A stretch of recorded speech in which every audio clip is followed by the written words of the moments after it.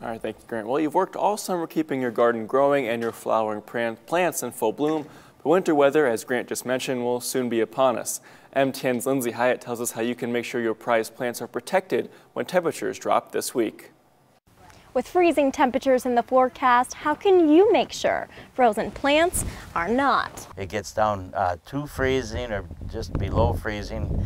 You're going to want to protect them with a blanket or covering of some sort. You can put a blanket over them. You can buy a ready-made insulate blanket at the store or sheets that you might have on hand that you don't use anymore. The amount of layers will depend on how many degrees below freezing it is and the degree to which you want to save your crop. For the most part, our plants are going to handle anything down to about 30 degrees or so. However, you'll want to protect your more vulnerable plants, like garden vegetables and flowers, by insulating those crops before the projected temperature drop. You should put a blanket over them while it's still warm out during the day, so it kind of traps the heat in around the plants. Or if your garden's ready to harvest, now might be the time to prepare for future growth. Time to put in a couple inches of compost and till it in and be ready for the next year.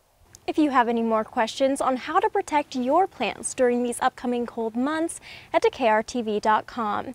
Reporting in Great Falls, Lindsay Hyatt, MTN News.